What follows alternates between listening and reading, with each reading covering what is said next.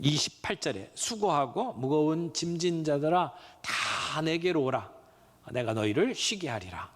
여러분, 얼마나 멋진 초청입니까?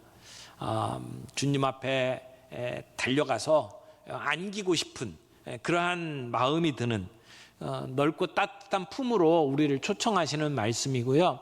아무것도 없는 그 사막에서 오아시스를 만나는 것처럼 우리를 이렇게 불러들이는 그러한 위로의 말씀이라고 생각을 합니다. 오늘 이 말씀을 가지고 몇 가지 중요한 포인트를 함께 찾아보면서 은혜를 나누기를 원합니다. 첫 번째는 예수님이 여러분을 초청하셨습니다. 예수님이 초청하신 겁니다. 여기 다 내게로 오라 이렇게 초청을 하셨죠. 여러분, 가을이면 참 많은 곳에서 우리를 초청을 합니다. 온갖 축제가 다 벌어지잖아요. 저 남쪽에 보니까 유등 축제로 오라고 그러고, 또 남해에서는 독일 마을 맥주 축제로 사람들을 초청을 하고 있고요. 또 대학가에서는 대학 축제, 얼마 전 여의도 한강에서는 불꽃 축제가 열렸죠. 우리가 사는 동네 이 고양시는 꽃 축제로 유명합니다. 근데 이런 축제들, 그리고 온갖 전시회, 또 음악회, 이런 것들이 많은 사람들을 초청합니다. 그런데 정작 정말 중요하고 귀한 축제는 아무나 갈 수가 없습니다. 초청받은 사람만 참석할 수 있습니다. 그런데 오늘 우리가 새생명 축제라고 하면서 여러분들을 초청을 합니다. 근데 이 초청은 사실은 우리가 하는 게 아니고 예수님이 하시는 거죠. 여기 본문 말씀에 다 내게로 오라라고 말씀하신 분은 예수님입니다. 누가 초청하느냐가 참 중요하지 않습니까? 잘 알지도 못하는 사람이 초청하면 안 가도 됩니다. 나하고 입장이 다른 사람들이 초청을 한다. 아무리 대통령이라고 해도 내 마음에 안 들면 사람들은 안 갑니다.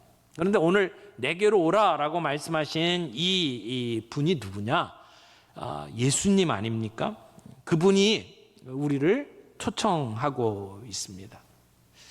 여러분, 우리가 예수님을 부를 때 뭐라고 부르냐면 예수 그리스도 이렇게 부르죠. 예수 그리스도. 그래서 어떤 사람은 예수가 성이고 그리스도가 이름인 줄 아는 분들이 있어요. 예수가 이름이고, 그리고 그 예수님에 따라붙는 여러 가지 이름들이 있는데 그 중에 하나가 그리스도예요. 근데 그리스도라고 하는 말은 헬라어로 보통 표현하는 말이지만 그걸 히브리어로 바꾸면 메시아가 됩니다. 같은 말이에요. 메시아, 그리스도. 메시아가 누굽니까? 이스라엘 백성들이 이 로마의 압제를 받으면서 너무너무 힘들고 어려운 삶을 살았잖아요. 근데 그런 그 억압받는 삶을 해방시켜 줄 분을 기다렸죠. 그게 메시아입니다. 하나님이 우리를 구원해 주실 분, 메시아죠. 유대인들은 정치적인 메시아를 원했습니다만은 사실은 우리 온 인류를 죄에서 구원하실 메시아로 예수님을 보내주신 거예요. 그래서 예수님은 그리스도다, 메시아다라고 이야기를 합니다. 그런데 이 메시아가 가지고 있는 그 일들을 감당하려면 그분은 우리 인류를 대표하는 사람이면서 동시에 죄가 없으신 하나님이셔야 합니다. 그래서 우리 예수님은 100% 하나님이시면서 동시에 100% 사람이다, 이렇게 이야기를 해요. 그래서 예수님에게 따라붙는 이름 중에 하나는 인자라고 하는 이름이 있어요. 인자가 뭡니까? 사람 인자 아들 달자예요. 그래서 사람의 아들, 예수님을 사람의 아들이라고 이야기합니다. 예수님은 신성을 가지시고 계시지만 동시에 인성을 가지고 계신 분이에요. 우리와 똑같은 사람이셨다는 거죠. 그래서 예수님을 인자라고 말합니다. 예수님이 자기 자신을 가리켜서 인자가 이렇게 얘기할 때가 많이 있잖아요. 그러니까 예수님은 이 땅에 사람으로 오셨어요. 하나님이 사람으로 오셨죠. 그날을 기념하는 날이 성탄절, 크리스마스잖아요. 사람의 몸을 입고 이 땅에 오셨다. 어려운 말로 성육신이라고 표현을 합니다만은 예수님이 사람이 되신 거예요. 그래서 인자라고 이야기합니다. 그런데 동시에 예수님을 하나님의 아들이라고 이야기하죠. 베드로가 신앙 고백을 할 때에도 주는 그리스도시요 메시아시요 살아계신 하나님의 아들이십니다 라고 얘기를 해요. 하나님의 아들이라는 얘기는 하나님이라는 얘기예요. 사람의 아들은 사람이고요, 하나님의 아들은 하나님이죠. 예수님이 하나님이라는 것을 이야기를 하는 거예요. 그런데 그분이 우리를 구원하기 위해서 이 땅에 오셔서 십자가에 못 박혀 돌아가셨습니다. 그래서 우리는 그 우리를 구원하신 예수님을 향하여 주님이라고 고백하죠. 우리를 구원하셨다라고 해서 구원자라고 이야기하지만 동시에 우리의 왕 되신 분, 우리를 다스리시는 분, 그런 의미에서 우리는 예수님을 주님이라고 고백을 합니다. 여러분, 이 주라고 하는 말은 헬라어로 큐리오스라고 하는 단어를 사용을 하는데요, 이 주라고 하는 말은 아무에게나 붙이는 용어가 아니었습니다. 그 당시에 황제에게만 사용하는 단어였어요. 그러니까 주님이라고 하는 말은 요즘 우리가 주 예수 그리스도 쉽게 얘기를 합니다마는 그 당시에 사람들에게 주님이라고 하는 이 용어는 굉장한 이야기였죠. 여러분, 마태복음 28장 제일 끝에 보면 예수님이 이렇게 말씀을 합니다. 하늘과 땅의 모든 권세를 내게 주셨으니. 내게 주셨다는 얘기는 누가 줬다는 얘기잖아요. 누가 주신 거예요? 하나님이 주신 거예요. 누구에게? 예수님께. 예수님은 이 땅에 오셔서 메시아로서의 사명을 다 감당하셨어요. 그래서 우리 인류를 구원하기 위해서 십자가에 못 박혀 죽으셔야만 했습니다. 그리고 죽었다가 다시 살아나셨죠. 그리고 우리가 그것을 십자가의 죽음, 부활이라고 얘기하잖아요. 그것을, 그 사명을 다 감당한 예수님께 하나님께서 하늘과 땅의 모든 권세를 다 주셨다. 내가 그 권세를 가졌다. 예수님이 말씀하셔요. 그 예수님, 주님이 되신 그 왕 되신 예수님이 오늘 우리를 초청을 하는 거예요. 내게로 오라.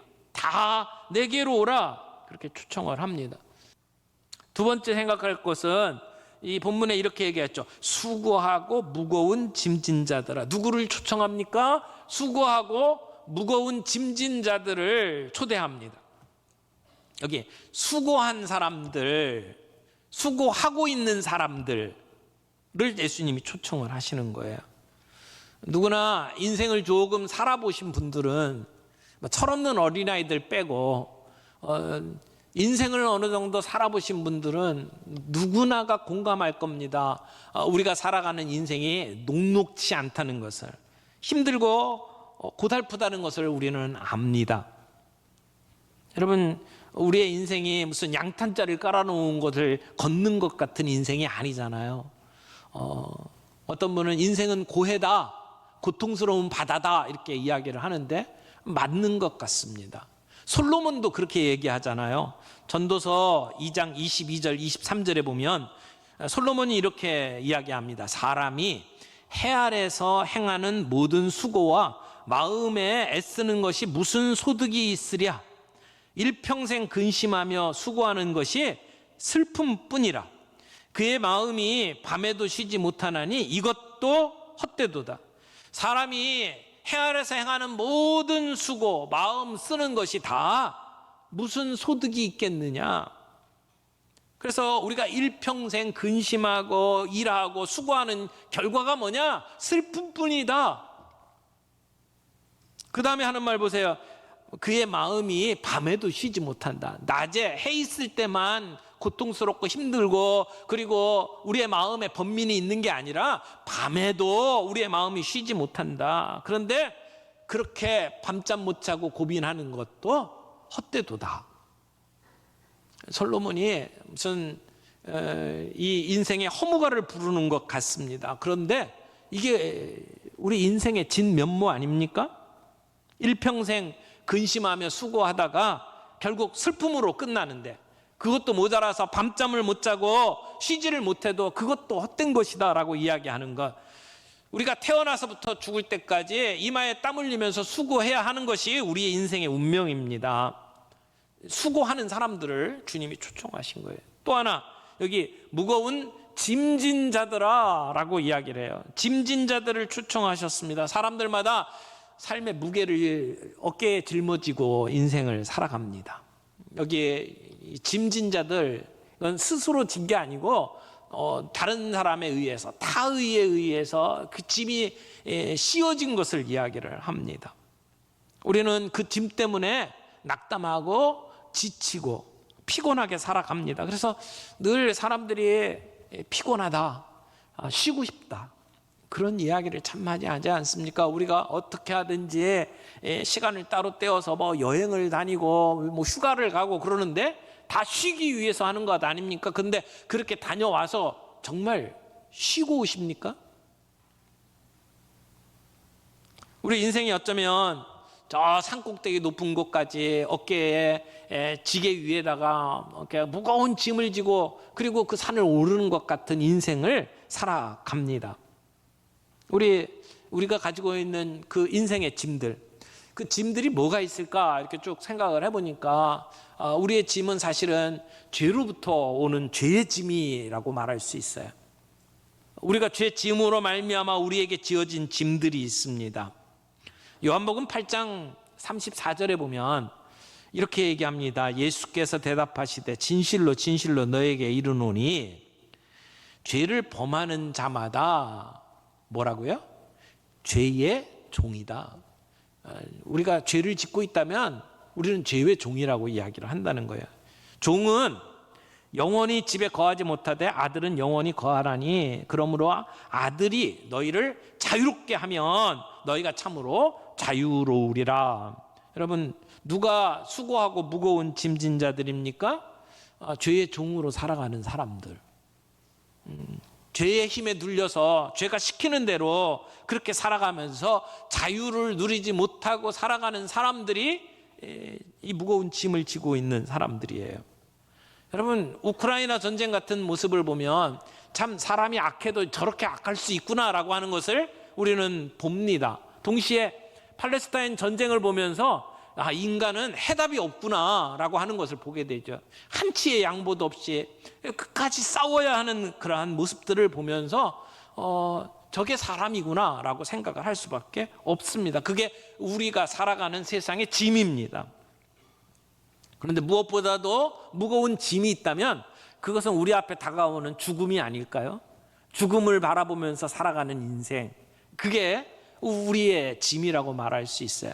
15분이라고 하는 연극이 있었는데요, 15분이라는 연극의 내용을 보면 이렇게 돼 있어요. 이렇게 막이 오르면서 환희와 행복의 겨운, 정말 이렇게 뭐든지 다 할 수 있을 것 같은 젊은이가 나타납니다. 그런데 의사 한 사람이 나타나서 그 사람을 진찰하는데 이렇게 진단을 내리죠. 당신은 앞으로 15분밖에 살 수가 없습니다.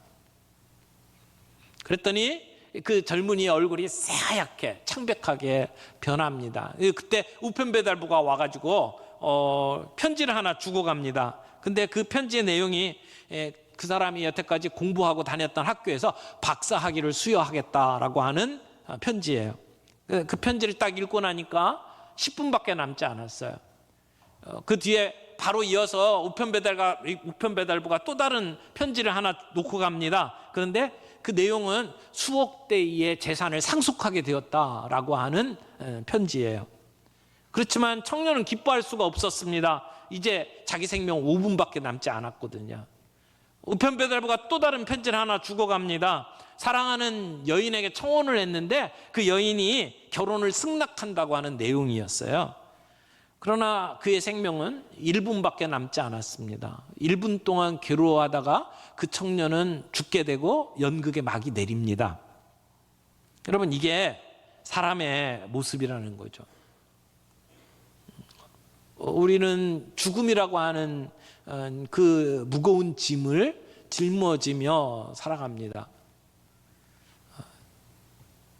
여러분, 세상을 살면서 우리가 잘 모르는 것 참 많아요. 확실하지 않은 것 참 많습니다. 그런데 분명한 진실 하나가 있어요. 이건 누구도 거부 못하는 100% 확실한 진리. 사람은 누구나 죽는다라고 하는 거죠. 돈 많아도 아무리 힘이 있어도 살아난 사람 아무도 없습니다. 죄의 결과로 우리에게 찾아온 죽음의 문제, 그 죄짐을 오늘 우리가 지고 살아갑니다. 그런데 우리 주님이, 예수님이 그 우리의 문제를 해결하시고 그리고 우리에게 초청하는 겁니다. 다 내게로 오라. 나 내게로 오라. 세 번째 생각할 것은 주님의 약속입니다. 뭐라고 약속합니까? 내게로 오라. 너희를 쉬게 하리라. 우리를 쉬게 하리라 약속하십니다. 수고하고 무거운 짐진 자들아 다 내게로 오라. 내가 너희를 쉬게 하리라. 주님은 우리를 쉼으로 초청하고 계십니다. 우리를 쉬게 해주시겠대요.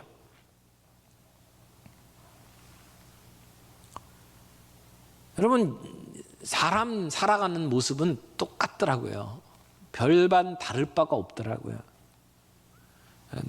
저 같은 목사는 굉장히 많은 사람들을 만나잖아요. 제가 지금까지 목회를 30몇 년 했는데 지금까지 별별 분들을 다 만났어요. 정말 무슨 뭐 대기업의 회장부터 시작해서 신방을 갔는데 의리의리한 저택에 사는 분들도 찾아가 뵀고요. 그리고 유명한 연예인, 정말 예쁜 연예인도 만나봤고요. 근데요, 겉으로 보기에 좋은 집에서 사는 것은 좀 구차하게 사는 것보다 멋져 보이더라고요. 편하게 보이더라고요. 근데 정말 속을 내놓고 그리고 그 사람들의 이야기를 들어보면 다 거기서 거기더라고요. 다 힘든 짐, 그 짐을 짊어지고 그리고 힘들게 살아가는 모습들을 볼 수밖에 없어요.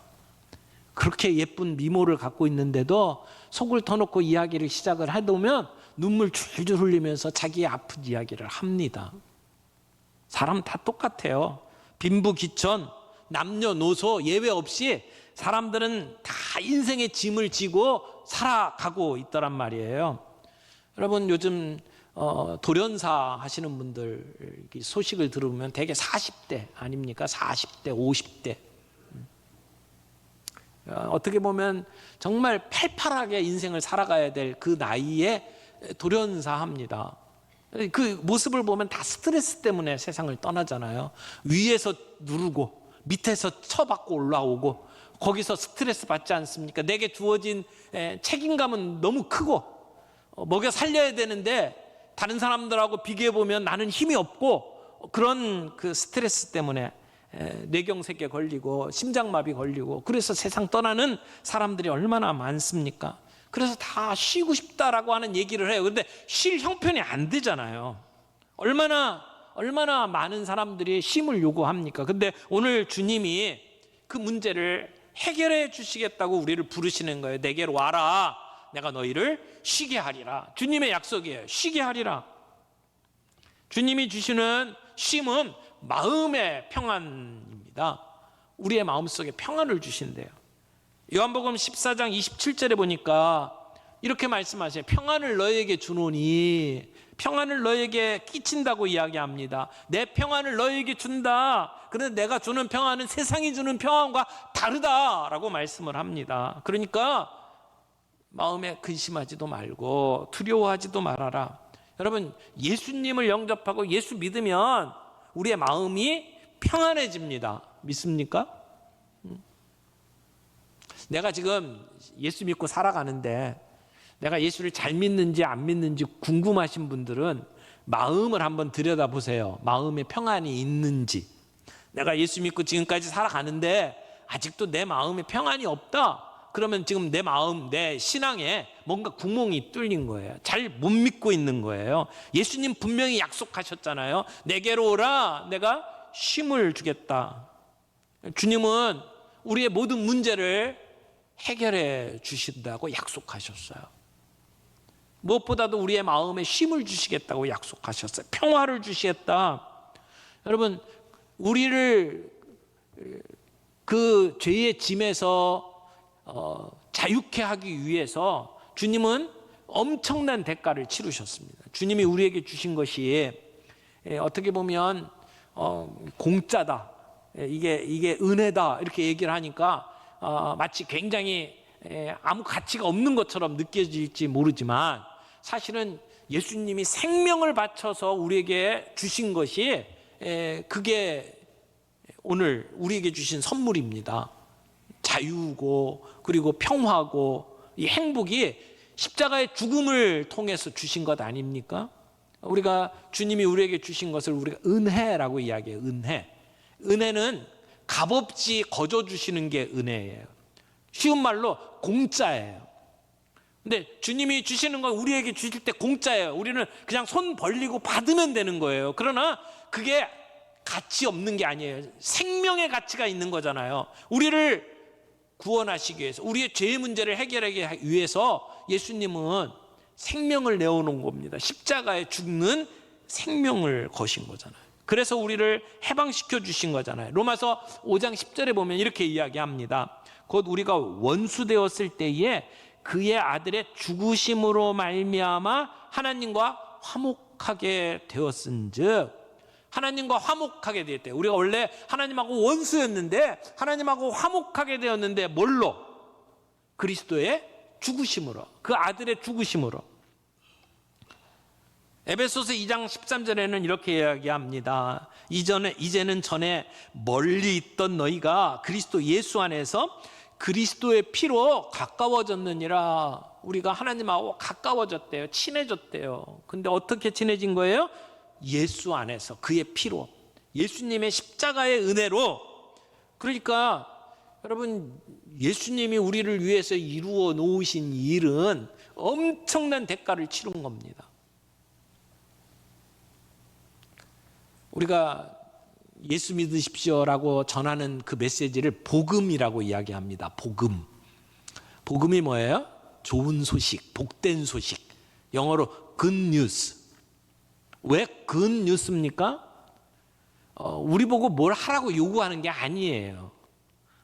예수 믿고 구원받으려면 뭘 해라, 뭐를 바쳐야 된다, 어떤 업적을 이루어야 된다, 뭘 깨달아서 득도해야 된다, 그런 얘기 하는 게 아니에요.